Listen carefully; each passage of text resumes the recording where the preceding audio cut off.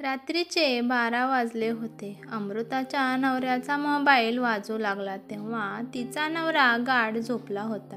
अमृताने उठून मोबाईल बघितला तर तिची नणंद स्वप्नालीचा फोन आला होता. स्वप्नाली नेहमी अमृताच्या नवऱ्याला फोन करायची, त्यामुळे तिने रागाने फोन कट करून टाकला आणि स्वतःच बडबड करू लागली. स्वप्नाली ही राहुलची एकुलती एक बहीण होती. एवढ्या रात्री फोन आला आहे म्हणून अमृताला खूप राग आला होता. ती म्हणते की फोन करण्याची सुद्धा एक वेळ असते. फोन करून 5 मिनिट झाले नव्हते तर लगेच परत फोन आला. अमृताने कंटाळून फोन ऑफ करून टाकला. तिने फोन बाजूला ठेवून दिला. माहीत नाही अमृताची नणंद सोबत काय दुश्मनी होती. अमृताला वाटत होतं की स्वप्नाली तिच्या आयुष्यातील एक अडचण आहे. राहुलची एकुलती एक बहीण असल्यामुळे राहुलचं बहिणीवर खूप प्रेम होतं. सकाळच्या वेळी स्वप्नालीचा फोन अमृताच्या मोबाईलवर आला. सकाळी सकाळी स्वप्नालीचा फोन आला म्हणून अमृताचं डोकं फिरलं. असं काय हिच्यावर संकट आलं आहे? ती रात्रीपासून फोन करत आहे. अमृता विचार करते की आता स्वप्नालीचा फोन उचलते आणि मग हिच्याकडे बघते. ती असा विचार करून फोन उचलते तर तिकडून स्वप्नालीचा रडण्याचा मोठ्याने आवाज येतो. रडत असताना स्वप्नालीने अमृताला असं काही सांगितलं की त्यामुळे अमृताला धक्का बसला. स्वप्नाली अमृताला म्हणाली की अगं निलेश मला सोडून कायमचे निघून गेले. अमृताला वाटलं की स्वप्न पाहत आहे. अमृता तिला ओरडत म्हणाली की अहो ताई, तुम्ही काय बोलत आहात? निलेश भाऊ तर व्यवस्थित होते, तर मग अचानक त्यांना काय झालं? स्वप्नाली म्हणाली रात्री त्यांची नाईट ड्युटी होती. कंपनीमध्ये काम करताना अचानक त्यांना शॉक लागला आणि ते जागेवरच ठार झाले. वहिनी, तुम्ही आणि दादा माझ्याकडे लवकर या. मला काही समजत नाही. मी घरात एकटीच आहे. माझी मुले पण लहान आहे. स्वप्नाली रडत होती आणि रुपाली तिला सांत्वन देत होती. अमृता म्हणाली ताई, तुम्ही काळजी करू नका, आम्ही लगेच तेथे येतो. अमृताने लगेच तिच्या नवऱ्याला जाऊन उठवलं आणि ती राहुलला म्हणाली की आपल्याला स्वप्नालीच्या घरी जायचं आहे. राहुल गडबडीने उठला आणि म्हणाला एवढ्या सकाळी आपल्याला तिच्या घरी का जायचं आहे? सगळं ठीक आहे ना? सकाळी रुपालीच्या घरी कशाला जायचं आहे? राहुल तिला माहीत होतं की अमृताला स्वप्नाली एवढी खास पसंत नव्हती, त्यामुळे तो जास्त टेन्शनमध्ये आला.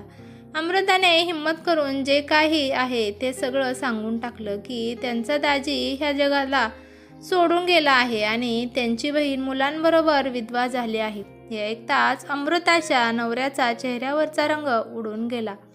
त्याला खूप वेळ विश्वास बसत नव्हता. मग राहुलने त्याचा मोबाईल बघितला तर त्याचा मोबाईल ऑफ होता. हे बघून त्याचा खूप राग आला. त्याने रागाने विचारले की माझा मोबाईल ऑफ कुणी केला आहे? तुमचा फोन रात्री सारखाच वाजवत होता म्हणून मी झोपेतच रात्री मोबाईल ऑफ केला होता. तिने हे नाही सांगितलं की स्वप्नालीचा फोन बघून मी मुद्दाम बंद केलता. राहुल लवकर उठून कपडे बदलल्यावर त्याने अमृतालाही लवकर तयार होण्यास सांगितले. अमृताने मुलांना शेजाऱ्यांजवळ झोपवले होते आणि दोघेही स्वप्नालीच्या घरी निघाले. तेथे जाऊन बघू काय झालं आहे. माहीत नाही काय झालं आहे आणि रुपालीची स्थिती काय असेल.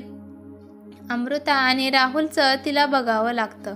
राहुल आता जास्त टेन्शनमध्ये होता. त्याला स्वप्नालीची खूप काळजी वाटत होती. यावेळेस अमृता काहीच बोलू शकत नव्हती.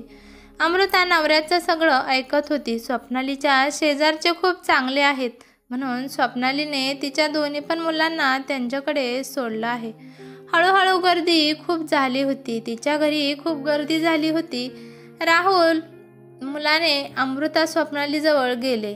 या दोघांना पाहून स्वप्नाली जोरात रडू लागली. थोड्या वेळाने ॲम्ब्युलन्सच्या सायरनचा आवाज येऊ लागला. कंपनीवाल्यांनी निलेशचं शरीर घरी पाठवून दिलं होतं. निलेशचं शरीर बघण्यासारखं पण राहिलं नव्हतं. दुसऱ्या दिवशी निलेशचे अंतिम संस्कार केले. निलेशच्या खानदानात जास्त नातेवाईक नव्हते. त्याच्या लग्न झालेल्या 2 बहिणी होत्या. ती पण अंतिम संस्कार झाल्यावर लगेच गेल्या. आता मागे स्वप्नाली आणि तिची 2 मुले राहिली होती. मग राहुलने स्वप्नालीच्या डोक्यावर हात ठेवला आणि म्हणाला, आता माझी बहीण माझ्यासोबतच राहणार आहे. आता ही सगळी जबाबदारी माझी आहे. हे सगळं ऐकताच अमृताच्या डोक्यावर आभाळ तुटून पडलं. अमृताला अजिबात वाटत नव्हतं की स्वप्नालीला घरी घेऊन जावं, कारण ती आणि तिची 2 मुले तिच्यासाठी अडचण होते. कारण अमृताचा नवरा तर स्वप्नालीवर खूप प्रेम करत होता. ही गोष्ट अमृताला सहन होत नव्हती. आता आहे वेळ तशी होती की अमृताला दुनियाचा दिखाव्यासाठी चांगलं वागावं लागत होतं. अमृता तिला सांत्वन देत म्हणाली, तुम्ही स्वतःला एकटं समजू नका. राहुलने अमृताला सांगितलं की स्वप्नाली आणि मुलांचं सामान पॅक कर. हे ऐकल्यावर अमृताला खूप राग येतो. मग ती स्वप्नालीचे सामान घेऊ लागली.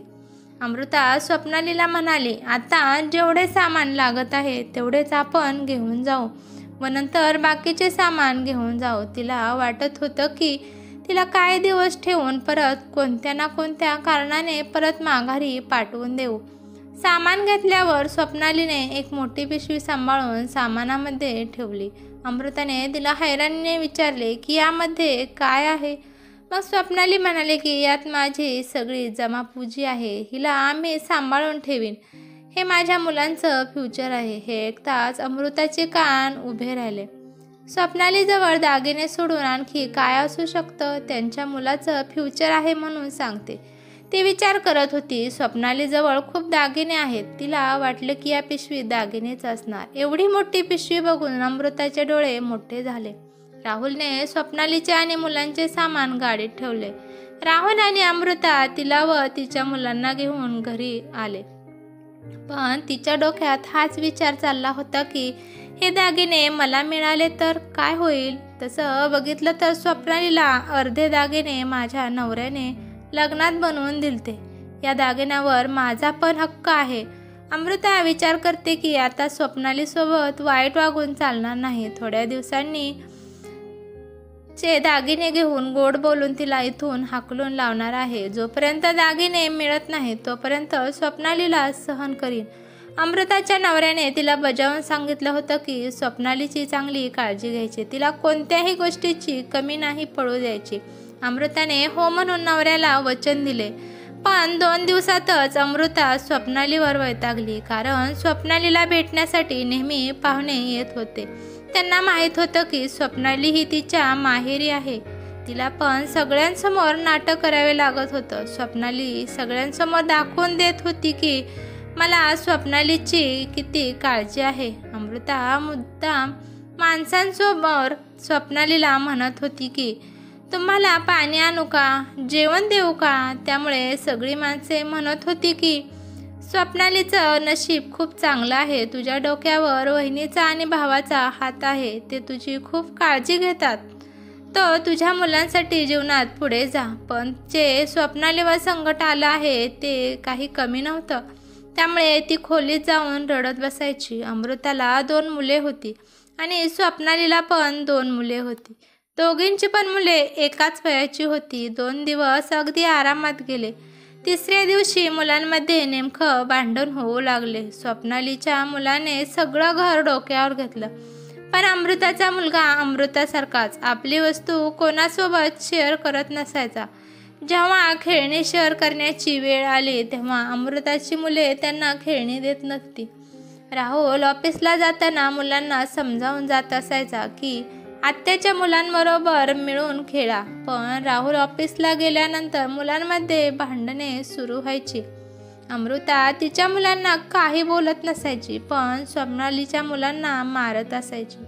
अमृता सगळा दोष स्वप्नालीच्या मुलांवर लावत होती. अमृताने मी मुलांना सांगत होती की स्वप्नालीची मुले खूप उद्धट आहेत. येणाऱ्या जाणाऱ्यांजवळ ती सगळं सांगत होती.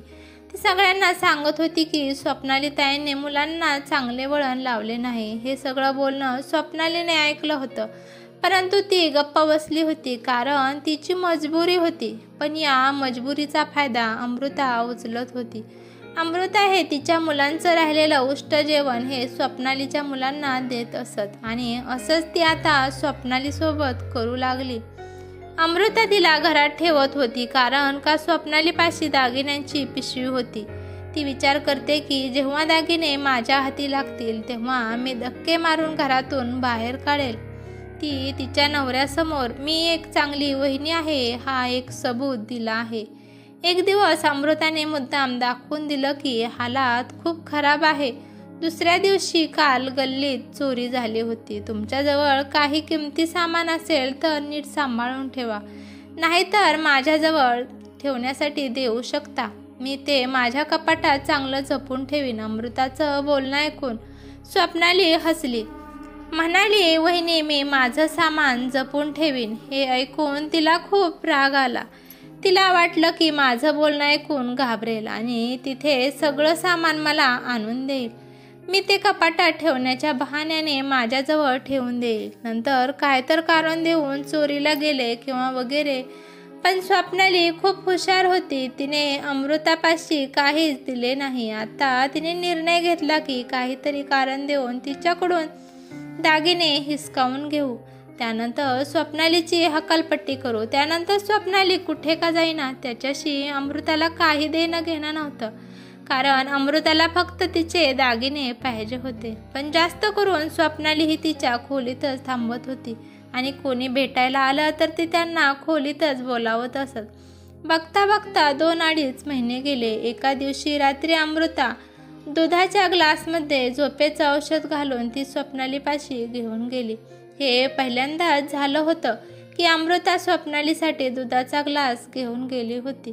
स्वप्नाली तिला पाहून हैराण होऊन बघत होती. अमृताच्या हातात दुधाचा ग्लास होता आणि ती म्हणाली की तुम्ही किती कमजोर झाला आहे. जर तुम्ही कमजोर झाला तर मुलांकडे लक्ष कोण देणार? आधीच बापाचं छत्र मुलांच्या डोक्यावरील हरवलं आहे. कमीत कमी तुमची काळजी तर घेत जावा. असं गोड बोलून अमृताने तिला दूध पिण्यासाठी सांगितलं. तेवढ्यात स्वप्नाली हळूच हसली आणि म्हणाली, वहिनी तुमचं खूप धन्यवाद. तुम्ही माझी किती काळजी घेता. तिचं बोलणं ऐकून मी मनातल्या मनात लाजली आणि अमृता तेथून निघून गेली आणि विचार करते की कधी अर्धी रात्र होणार आहे आणि केव्हाही स्वप्नाली गाढ झोपी जाणार आहे. त्या दिवशी राहुल पण घरी नव्हता. एका मित्रासोबत काही कामानिमित्त बाहेर गेला होता. ती अर्धी रात्र होण्याची वाट पाहत होती. तिला माहीत होतं की दूध पिल्यावर स्वप्नाली 1 तासाने गाढ झोपी जाईल आणि ती तिचं काम करेल. असं करत करत रात्रीचे 12-1 वाजले होते. राहुल सकाळपर्यंत माघारी येणार नव्हता. अमृता तिच्या खोलीतून हळूहळू पाय टाकत स्वप्नालीच्या खोलीत पोहोचली. स्वप्नालीच्या खोलीचा दरवाजा थोडा उघडा होता. अमृताने आतमध्ये पाहिलं तर दुधाचा ग्लास तसाच होता आणि स्वप्नालीसोबत राहुलला पाहून तिला धक्काच बसला. ती विचार करते की राहुल तर सकाळी येणार होता आणि एवढ्या लवकर कसा काय आला आहे. तिला अनेक प्रश्न पडू लागले आणि तो एवढ्या रात्री स्वप्नालीच्या खोलीत काय करत आहे. अमृता भिंतीला कान लावून त्या दोघांचं बोलणं ऐकत होती. नंतर खरी हकीकत उघडकीस आली आणि तिला धक्काच बसला. ते सत्य अमृतापासून राहुलने लपवून ठेवलं होतं. त्याचा आम्ही विचार पण केला नव्हता. मी त्यामुळे चक्कर येऊन पडता पडता वाचले. तेव्हा तिने भिंतीचा सपोर्ट घेतला. हे सगळं ऐकल्यावर ती खोलीत जाऊन बसली आणि तिच्या डोळ्यातून अश्रू वाहत होते. तिने असा विचार पण केला नव्हता की माझा नवरा हे सत्य लपवेल. थोड्या वेळाने अमृताचा नवरा खोलीत आला. तिला अशा अवस्थेत बघून म्हणाला, काय झालं, सगळं ठीक आहे ना? तिने विचारलं, तुम्ही कोठून आला आहे? राहुल मान खाली घालून म्हणाला की तुला माहीत आहे की मी लग्नाला गेलतो. तो आता खोटं बोलत होता. तिला ते सहन झालं नाही. अमृता रागाने म्हणाली की मी तुमची बायको आहे, तरी पण तुम्ही माझ्याशी खोटं बोलत आहे. तुम्ही माझ्यापासून गोष्टी लपवत आहे. मी स्वतः तुम्हाला स्वप्नालीच्या खोलीत बघितलं आहे. तुम्ही दोघं जे बोलत होता ते मी सगळं ऐकलं आहे. मला सगळं समजलं आहे. तुमच्या भाऊ बहीणमध्ये काय चाललं आहे. एका छताखाली राहून मी सत्यापासून बेखबर होते. तुम्ही मला काही नाही सांगितलं. माझं बोलणं आहे. फोन राहुलने मान खाली घालून घेतली होती आणि म्हणाला की मी घाबरलो होतो. तुला हे माहीत झालं आहे तर कसला विचार करते. मला माहीत आहे स्वप्नाली आणि मुलांचा तिरस्कार करत आहे. जर तुला ही गोष्ट माहीत झाली असती तर माझी नोकरी सुटली आहे. माझा कमावण्याचा मार्ग बंद झाला आहे. पहिल्या झपाट्यात स्वप्नाली आणि तिच्या मुलांना तू बाहेर काढशील, त्यामुळे मी टेन्शनमध्ये होतो. म्हणून मी हे तुला सांगितलं नाही. तुला सांगितलं असतं तर तू माझं आणखीनच टेन्शन वाढवलं असतं. स्वप्नाली माझी बहीण आहे. ती माझा चेहरा लगेच ओळखते. ती मला गेल्या 2-3 दिवसापासून विचारत आहे, दादा काय झालं? पण मी तिला जो त्रास होता त्यामुळे गप्प बसलो होतो. त्यामुळे मी लग्नावरून लवकर आलो आणि तिथे पण माझं मन लागत नव्हतं. अचानक स्वप्नालीने दार उघडलं व मला तिच्या खोलीत बोलावून घेतलं व म्हणाली, आता सांग काय झालं? कसलं टेन्शन आहे तुला? माझ्यामुळे काही टेन्शन असेल तर सांग. मी माझ्या मुलांना घेऊन माझ्या घरी जाते. तुम्ही तुमचं जीवन सुखाने जगा. मी म्हणालो, असं कोणतंच कारण नाही. तुझं किंवा तुझ्या मुलांचं कोणतंच टेन्शन नाही, कारण माझी नोकरी सुटली आहे.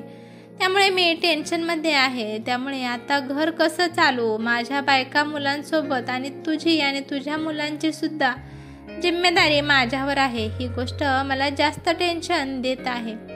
हे ऐकल्यावर स्वप्नालीने लाल रंगाची पिशवी राहुलच्या हातात दिली. यात काही दागिने आहे जे तुम्ही मला लग्नात दिले होते आणि निलेशने काही दिले होते. हे तुझ्या कामासाठी आले तर काय वाईट होईल का? तू या दागिने विक आणि एक जनरल स्टोअर उघड. आपलं घर पण एका बाजूला आहे. तुम्ही जर घरातच जनरल स्टोअर उघडलं तर तुमचा कारभार चांगला चालेल.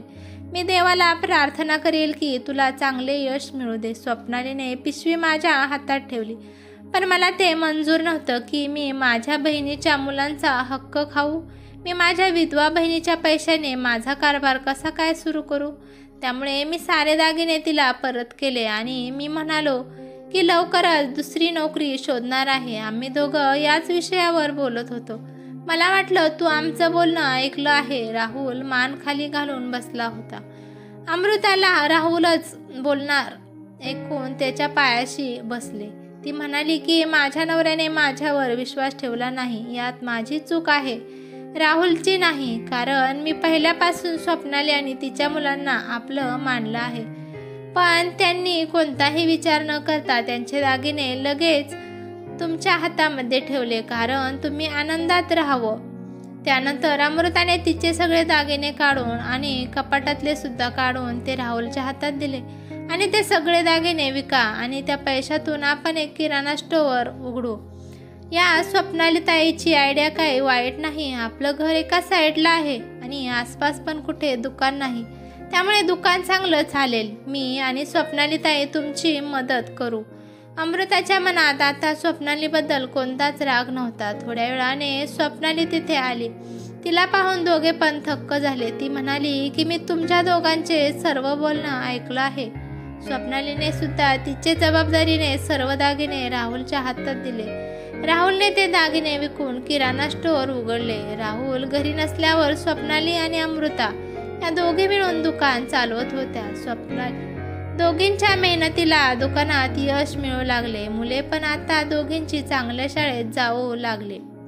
परंतु या नणंद भावजयाप्रमाणे न राहता बहिणी बहिणीसारख्या राहू लागल्या. ही कथा कशी वाटली ते मला नक्कीच कमेंट करून सांगा. कथा आवडली तर लाईक शेअर नक्की करा आणि चॅनलवरती नवीन असाल तर चॅनलला सबस्क्राईब करा. धन्यवाद.